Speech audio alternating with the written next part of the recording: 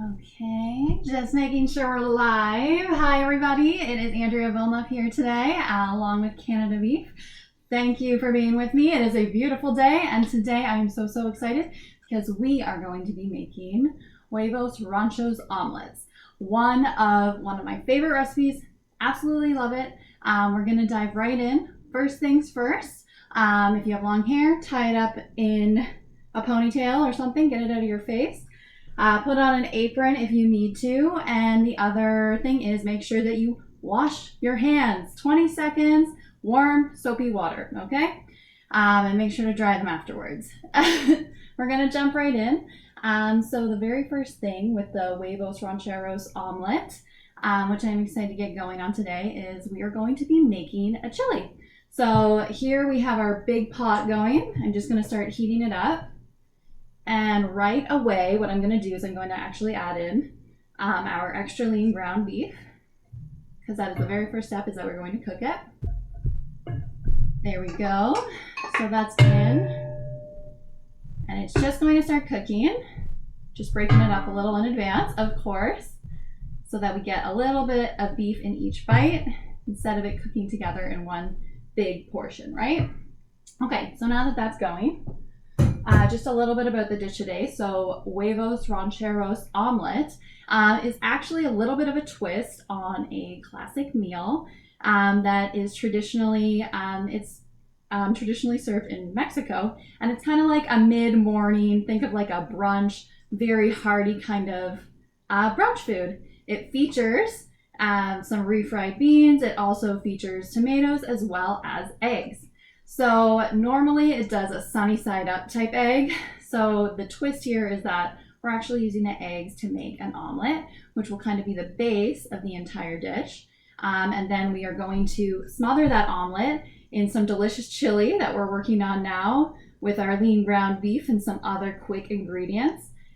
And then we're gonna just dress it up with all those nice, delicious garnishes that we love to eat. Oh, and of course, sorry, I almost forgot, the refried beans, which are amazing, tasty, and full of nutrients. So that's a little bit more of a background on the dish we're making today. If you need to, the full recipe can be found at canadabeef.ca. You can print out the recipe. That's very handy to have. It also has the shopping list. This is for all of the lessons. We're doing 8 lessons in total. This is lesson number 3. So it's a great resource to have. Once again, go to canadabeef.ca and you just need to go to the section Let's Make Lunch. Okay, so I'll just show you that too. You can kind of see it on my phone here. You can see it. And also on top of it, it has all of the videos, which is really nice. So it has the videos that kind of give you an idea of what we will be making. There we go, like kind of hands in pan style, what we will be making. And also what's super handy is that if you haven't been here for all lessons, or if you're missing a lesson, you can see here we also have like lessons. There you'll see, if you go to the website, lessons 1 and lessons 2 are already up on the website for you to go and see. Or you can go to Canada Beef's YouTube channel as well. But yeah, super easy to use. All of the information you need is right there to make everything you need. Also, it's just kind of nice to have, if you like the recipe after the first time you make it, you can double back and do it again. So the beef is just cooking away. It's still quite pink, so we know that it's definitely not done yet, right? So I'm just stirring this around. There we go. So, and I just was wondering how things are going at home for everybody. I hope everybody's enjoying cooking at home. And I want to encourage everybody to please, we absolutely love to see it. If you can just include pictures of you guys cooking in the kitchen, whatever you're creating, we'd love to see it. So please post pictures in the comment section on the side. On top of that, I'm not addressing questions as we're going live, mostly because I want to make sure that I cover everything off. But we do have people standing by who are answering your questions. And if you have a question and it's popping up a lot, I will definitely cover it in a later lesson as well. I can always circle back and answer those questions. So that's not a problem at all. So Something that I absolutely love about this recipe is that we are going to be starting off with making a chili, which is one of those very, very classic recipes that everybody needs to know. So basically, it can be whatever you want. You can be pretty creative with it. I would say that for chili, you want to include some sort of ground meat, or even that's up for debate. You could just put a ton of beans in if you really wanted to. And then what you want to do is have some sort of tomatoes in it. So what I have right here, we're going to be putting some diced tomatoes in ours. And I think onions, pretty acceptable that you're going to put some onions in there. And then chili powder. I feel like that's one of the main things that you really do need to include to make it a chili. And then there's all the extra stuff, like you can put your onions, you could put green peppers, corn, like we're gonna do, definitely put a wide variety of beans. This is a super, super simple chili recipe, so we don't have beans in this one because we're going to be using because we're actually going to be using a refried bean. But with that being said, traditionally you can definitely put beans right in with it, okay? So what I just wanted to give you guys a look at here is chili powder, right? It's a pre-mixed spice. And as I've been saying all along, basically spices are a great way to add so much flavor to your dish without adding extra calories or fat or any of that stuff. So I just wanted to show you guys a little bit of what actually is included in chili powder that we're gonna use today. Because sometimes you just don't happen to have the chili powder at home, but if you raid your parents' pantry, they might have all of the spices you need to make your own chili powder right at home. So I'll just show you guys a little bit of the plate here. Okay, so you see right here, I have all of the spices kind of outlined. So I'll just point out all of them. So right here, we have paprika. So that's pretty common in any chili seasoning. We have oregano. This is flaked onion, but you could also have just onion powder, anything like that. This is garlic powder. Garlic is used in so many different cuisines around the world. Probably one of the most popular seasonings, herbs, right? Like it's just so flavorful and most people are a fan of it. I'll say that. This is cayenne pepper. So this is the spice that actually adds that heat element. Don't just eat this on its own. That's that really hot spice, basically, what it comes down to. And I would recommend, once again, if you're cooking with it, start with 1/4 teaspoon and then like work your way up because it's just way too hot otherwise. Okay, guys? And then cumin, of course, which goes back to last week when we were doing the tikka masala. Cumin is also, not only is it a very popular spice in Indian cuisine, it is also a very popular spice in Mexican cuisine. So you'll see that a wide variety of spices kind of recirculate, and that's part of global cooking, is that a lot of these spices blend from one culture to another, and they are used around the world. So yeah, that's a little bit about what goes into making chili powder. So I'll set this aside. There we go. So looking back at the beef, you can see that it's steaming and it's really going.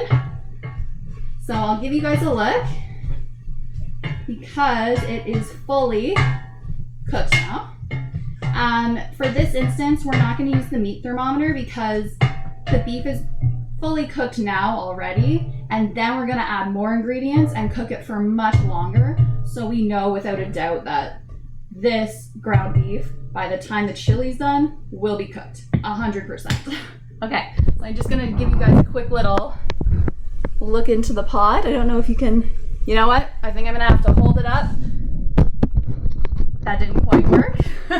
Sometimes it doesn't. So you can kind of see, there we go. Like it's all cooked and ready to go. Okay, so I'm adding in the next ingredients, which is I already have a diced onion right here. Going in the pot, lots of flavor in those onions, right?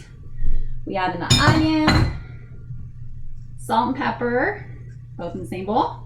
There we go. And this is 3 tablespoons of chili powder, which we just went over, all of the different spices that go into this. or you can just buy it pre-mixed at the store, which is what I did with that one right there. Just wanted to show you guys a little bit of how things are made, basically. Okay, so I'm just gonna stir that all up, and it just cooks for a second longer there to kind of get things going. But something that is absolutely fantastic about a chili is that it's a very forgiving dish. So basically what it comes down to is, I know that in the recipe text it says to kind of wait 2 minutes, give the onions some time to cook. But really you can just add the other ingredients right away. It's fine. Chili is really one of those dishes where you want all of the ingredients to be in the pot together, playing together, and all of the flavors just come together.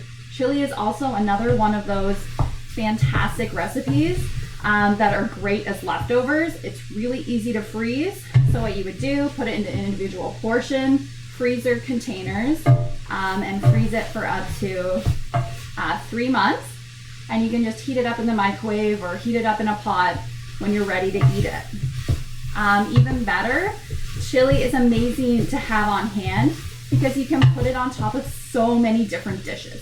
So I'm talking, for example, you can put it on top of a baked potato. You can put it on top of nachos. You can put it on top of, I love to make a taco salad and just put it right on top of the salad. So many different options, so many different ways to utilize this. And it's such a quick, easy dish. Even better, it's all in one pot. You cannot beat that. I mean, I'm not sure about you guys cooking at home, everybody, but I'm sure that your parents probably either get you to do the dishes after this, or maybe you have an arrangement where whoever cooks, the other one cleans.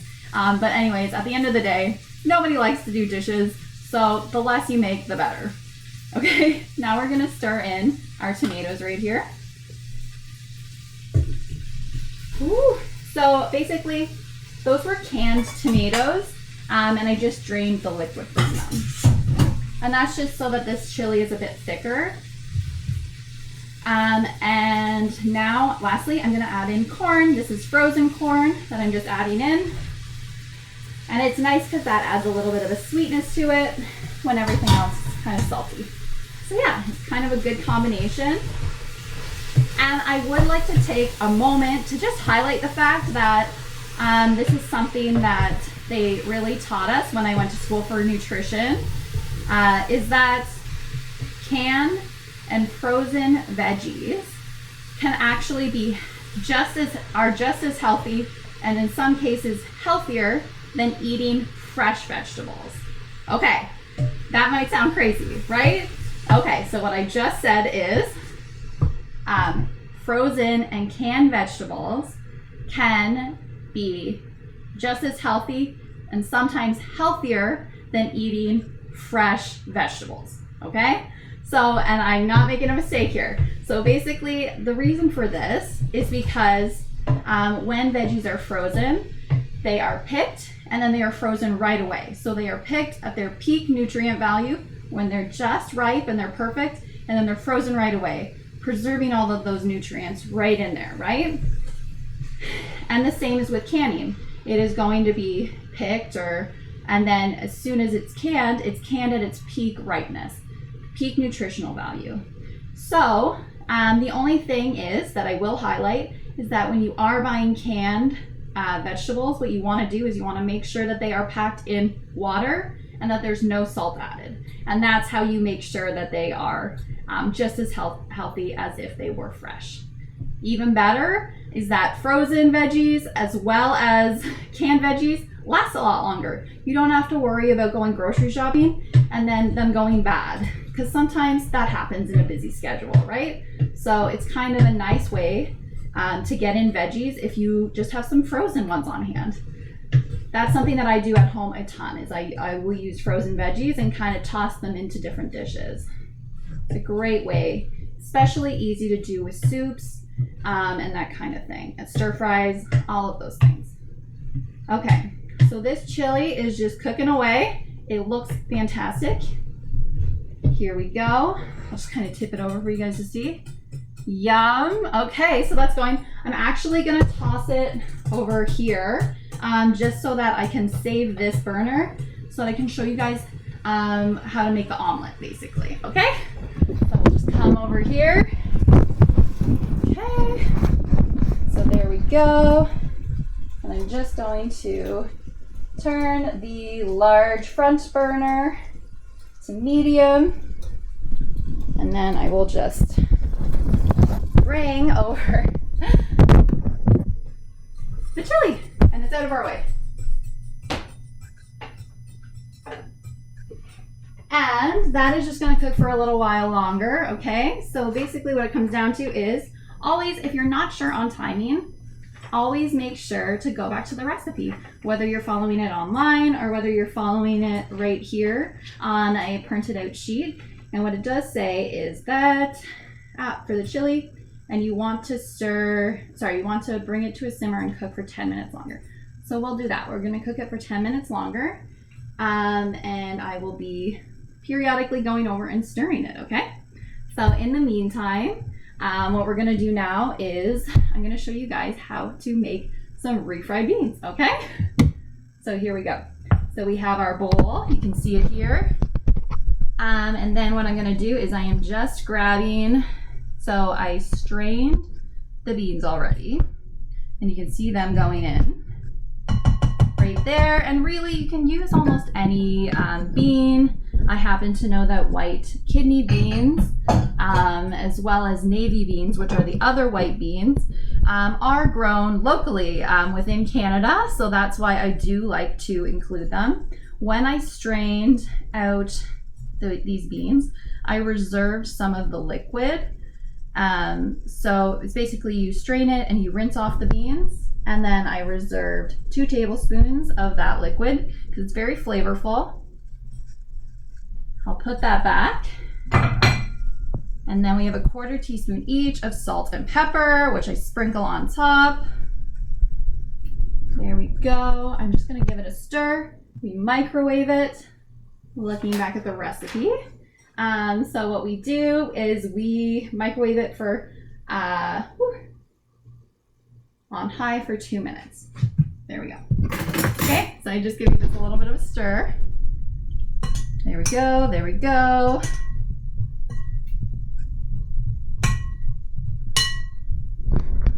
Okay, so our beans are all mixed up, and we're gonna head on over to the microwave in the corner over there. And you can see that the chili is still cooking away. Have it right here. Oh my goodness, it's okay. There you go. You can see it a little bit. Okay. So since we're walking around, I'm just going to give it a quick stir. Make sure it's not burning to the bottom of the pan. That's what we're doing. Just giving it a quick stir. Okay. And now going over to the microwave here, and I'm just gonna put the beans in. Here we go. For 2 minutes. Okay, 2 minutes, start. So I do like to utilize the microwave in my cooking methods. It just makes things easier most of the time.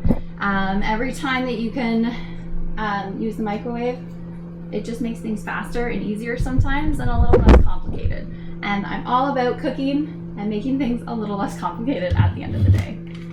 Okay, so once those beans are done, we're going to actually blend them and pulse them, and it'll make a really smooth mixture.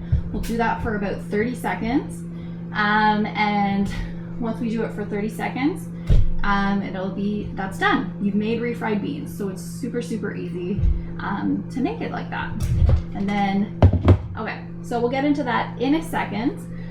In the meantime, we are going to be moving over onto the eggs and the omelet. So I'm really excited to be working on the omelet with you guys here. So these are the eggs. There we go, very beautiful. Just a couple of tips about eggs. If the recipe does not specify, we're talking about getting large eggs. This is a size large egg. If you're grocery shopping, you'll see there are other sizes, like sometimes you'll get a discount for like a medium-sized egg or for an extra large-sized egg. But most recipes are calling for a large egg, which is what you most typically will see at the grocery store. So these are all white eggs right here, but brown eggs that I normally alternate between using white and brown eggs. I'm just wondering out there, does anybody know the difference in nutrient value between brown and white eggs? Anybody? Anybody? There is no difference in nutrient value between white and brown eggs. They are both equally as nutritious. The difference in color just comes down to the color of the hen that laid it. So just so you know, a lot of people seem to think that brown eggs are healthier, but they're not. It's equal. All eggs are healthy and they taste great, and it's a really affordable way to get some more protein into your diet. So they're just fantastic that way. Okay, our beans are done. So we'll go on and grab those. Once again, stirring that chili. Here we go. Okay, grabbing the beans. There we go, the dish isn't too hot. Okay, so we have our beans. There we go. I haven't seen them yet, but they are steaming. They look good. And now we're gonna pulse them up. Easy peasy. We made a simple refried bean. Okay, so this is my food processor. And I will just show you guys. There we go. Perfect. So this is gonna get loud for just a second. Sorry, everybody. So we'll come over here. Kind of see what I'm doing. Here we go. If you don't have a food processor, you can also do this in a blender. Or if you have anybody in your family who makes smoothies in the morning, you can use like one of those little bullets. Anything else, if you don't have any of those, you can do it by hand. Get out a fork and mash it with the fork or a potato masher, and that 100% works.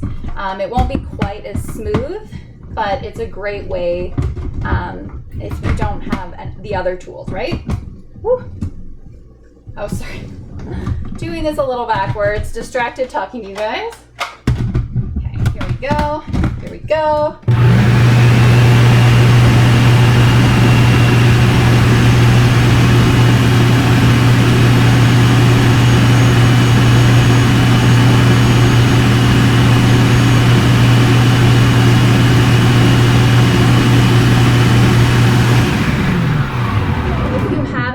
Stick to the side at all, you can always just kind of pulse it,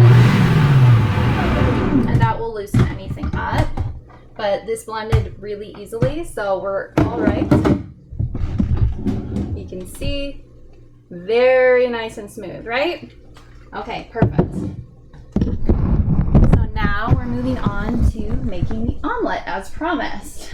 So we have our beans, we have our chili going away, and we're moving on. Okay, so we have our burner, and what I'm going to do is start off by cracking some eggs, okay? So before I get going with cracking the eggs, I did want to mention that this is 8 eggs.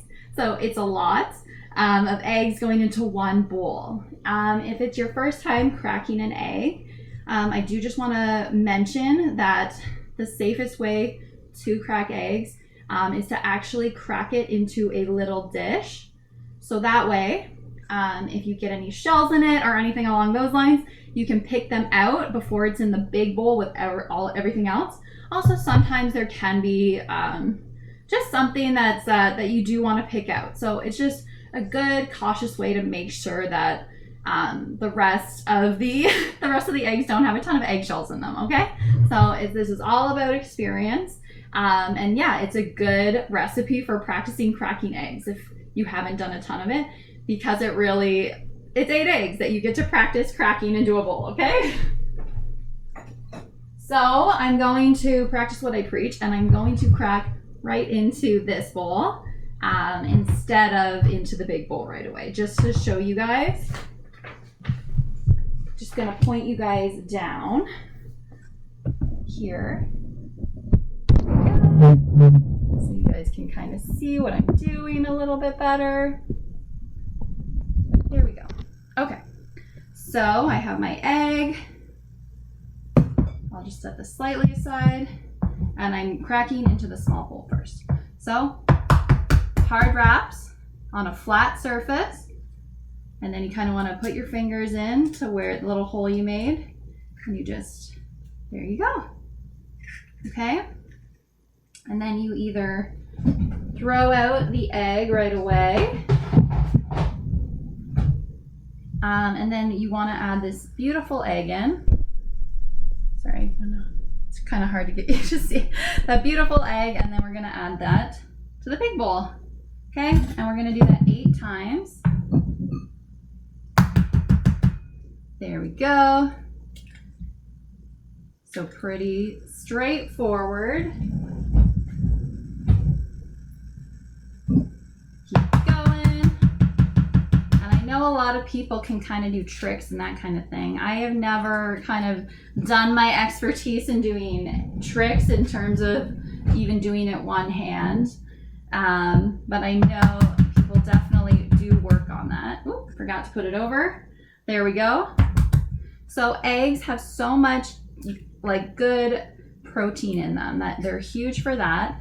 And I think even better than that is that when you consider the fact that eggs are, if you are somebody who does not eat meat, eggs are a great way to get protein, vitamin B12, and a lot of those like key nutrients that you're not getting as much from plants into your diet. So eggs are great for anybody. You can have them any time of day.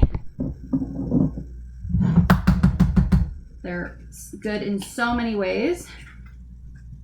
There we go. Okay, so I'm gonna just get going a little bit with this. There we go. I'm not gonna do the double bowl anymore just because I wanna keep you guys going on everything. There we go. This is some speed cracking of eggs. I'm pretty confident in this because I've done it for a while in terms of cracking eggs. And there we go. Okay. Yay, now we're on to the next part. So I'm just going to whisk this up. You can see my technique right here. It's kind of like you're going side to side more than anything. Side to side in a circular motion. And that's how you whisk quickly.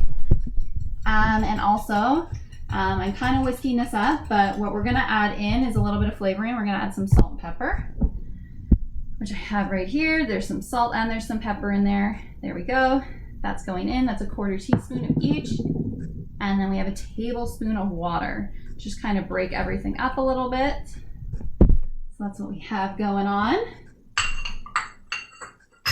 And while I'm whisking this up, I'm actually gonna point, you guys can see here, I have a nice little pan going.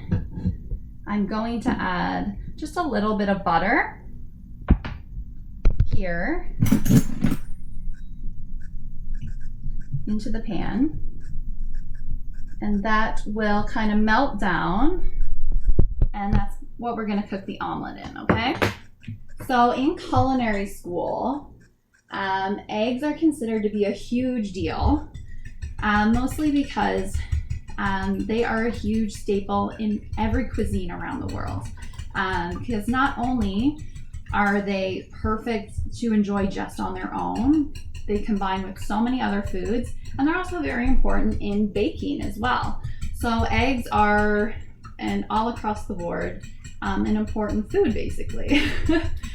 And one of the signs of a good chef is being able to cook eggs well, because it's one of those things where it's just so simple. You learn how to do it well, you are a master. You have mastered that particular technique. And omelets is especially one of those techniques. So basically, when you're making an omelet, if you're following traditional French cooking, what you want to do is the goal is to keep it at a low temperature. So I'm thinking you probably want to keep it, if you're over at the stovetop, you want to keep it on a level like probably 4, so pretty low actually, because the goal is to, at least in classical French cooking, to not get any kind of a crispiness at the end of the day, which is kind of weird. I personally like some crispiness on my eggs, so I don't care. I don't mind. But I just want to say that that's part of it. I'm just finishing doing this. And I'll kind of point you guys down because I do have the butter is melting. And I'm just going to put that all across here. There we go. So, and also I do want to know that your first omelet might not look perfect, and that's okay. Pretty much no one's ever does. It's kind of the same realm as pancakes and waffles. You're kind of just making sure that your stovetop is at the perfect temperature, but it'll still taste good. It's all I'm saying at the end of the day. Just make sure that you don't have it at too high of a heat, and it'll be okay. So for omelets, what you want to do is, I believe we're doing about, just referring back to the recipe again here, I think it's 1/4 of the egg mixture. Yeah, so we're going to do 1/4 of the egg mixture, and I'm going to pour that in here. Now, I'm going to try and put this down so that you guys can see what I'm doing again. There we go. Okay, so there we go. Okay, and then what you want to do is, if it's like seems that like some liquid is going too much to one side, you can move this around. This thing is it's not your typical stovetop, so it is a little off. So some of the egg is going to one side, so you can just move the pan around a little bit just to make sure that it's a little bit more evenly spread. That's pretty much how you work an omelet.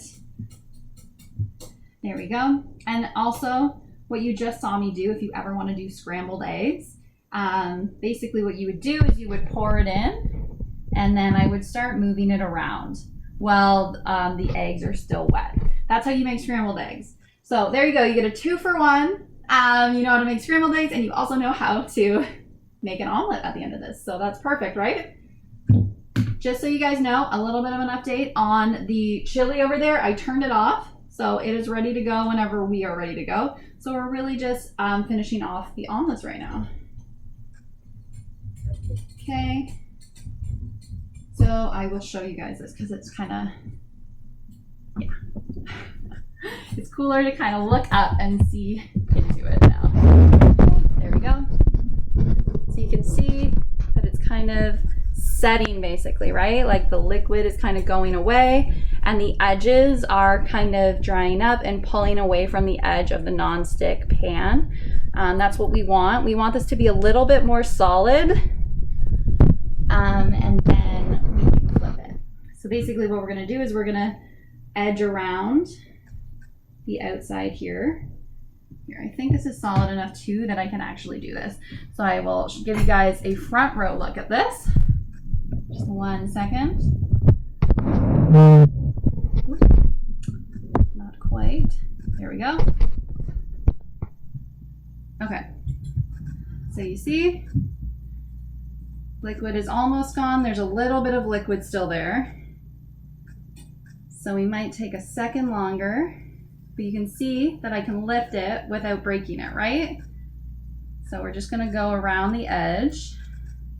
You know what? I think this does need a second longer to cook, just because you can see right here we have some, oh, look though, it's sliding, right? It like wants to on its own. That's a good sign right there.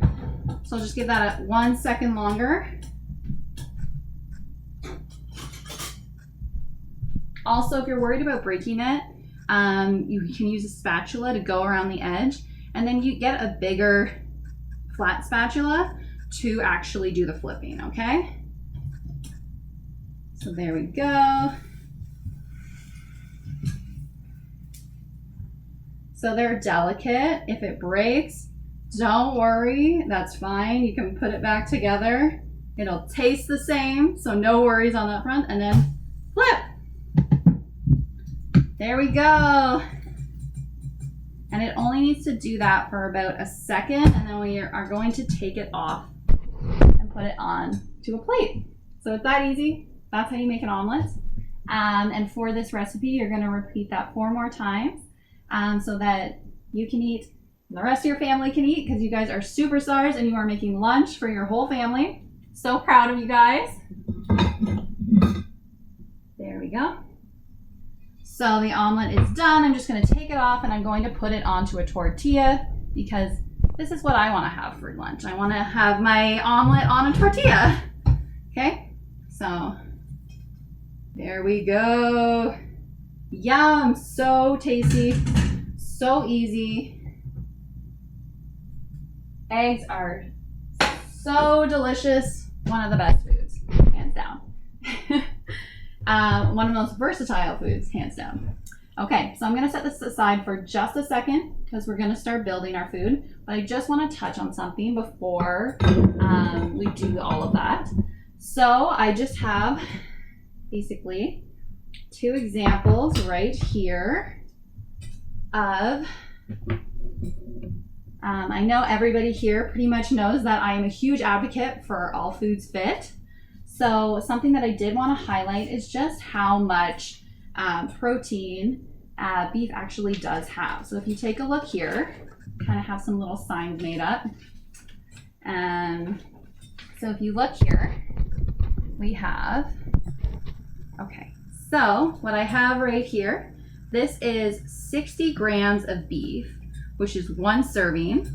And then in this 60 gram serving, you have 18 grams of protein, and it's only 130 calories. So this just goes to show you that beef is an absolute powerhouse when it comes to providing your body with protein. This over here, and sorry, this is extra lean ground beef that's cooked up. There we go, 60 gram serving. And over here, I put hummus as an example. So 1 cup of hummus, which is, so basically to get 18 grams of protein out of hummus, you would need to eat a whole cup of it, this whole amount, to get the same amount of protein. And it would be, and this right here is also 380 calories. So touching on that, something that I do like to talk about is that all foods fit, all foods have their strengths and their weaknesses, right? So beef's strengths really come down to protein. You can get, for example, 18 grams of protein and just 130 calories, which is incredibly helpful when you are trying to stay healthy and not overeat. In addition, beef contains quite a bit of, it is actually pretty much the gold standard for heme iron. And heme iron is, it's found in beef and other animal products, but the highest amount is found in beef. It also pairs well with non-heme iron, and non-heme iron is the iron that they're talking about in plants. So whether that's spinach, whether that's beans, that all of that stuff is called non-heme iron. So basically what happens is heme iron is the superstar because it is most used by our bodies. So the iron in beef is most readily used by our bodies to basically be used in our blood cells, and it helps take oxygen all the way around our bodies so that we stay happy and healthy, we can exercise and do all of those things. Something that is super, super interesting is that heme iron found in meat products like beef actually helps you increase the absorption of non-heme iron, like the non-heme iron that is found in beans, by 150%. So in other words, this is a food synergy. This is a perfect example of foods working together to help your body get more nutrients. So when I say all foods fit, I mean all foods have different advantages. And all foods, for example, beans, They have the non-hem iron that pairs well with beef and can be utilized well by the body when it's paired with other foods. Beans are another good example. They're incredibly high in fiber. They're incredibly high in folate. And these are all things that your body needs. So everything has a place. And I really challenge you to try a variety of foods and really figure out what you like. As always, you know that I'm all about trying new foods and figuring out at the end of the day what makes sense for you. Okay? Okay, so I stopped making more omelets because that was going to be a little bit more of a long process, and it's just me right now eating. So I'm going to pull in all of the elements now, and we're going to assemble our Huevos Rancheros Omelette. Super excited for this because it is just such a beautiful dish. Okay, so we have our beans, our refried beans, and center stage is going to be our tortilla, the egg on top, and absolutely now it's time to smother it with that delicious chili we just made. Okay, so just grabbing the chili over, you can see it. It looks so, so beautiful, very bright. Okay, I'll point you guys down so you can see it. Okay. Chili, lots of delicious proteins all working together. We have the whole grains in the tortilla. Use a whole, actually, sorry, that's a white tortilla.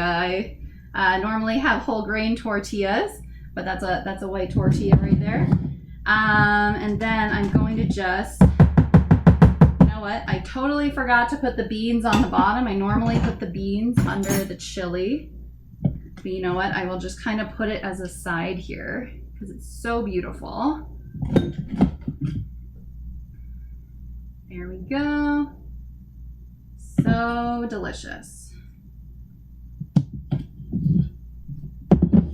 Here we go. So that's kind of the dish being put together. And then I have some other sides over here that are so delicious that you can just add on.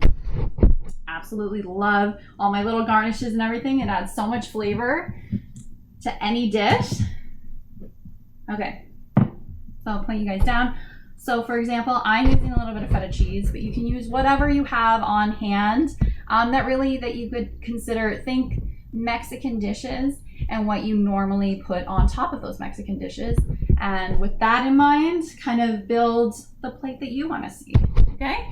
So I'm going to do a little bit of feta cheese here, but you can do regular cheddar cheese. There we go, kind of really pretty that way. And then I'm going to add a little bit of sour cream. There we go. A little bit of salsa. This is one of my favorite things. I love building this kind of dish. It's so much fun. You can definitely add on some cilantro. So I have some little bits of cilantro here. I'm just gonna kind of like chop it up really fast. I have a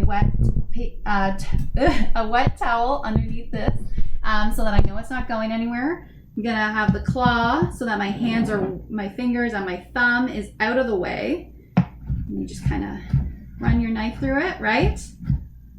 This is going back to lesson number 1 and number 2, right? Our knife skills, okay? And then we'll just run it through quickly, keeping the tip of the knife on the cutting board right there, okay? So we can kind of sprinkle that. Green onion is another great option. Okay.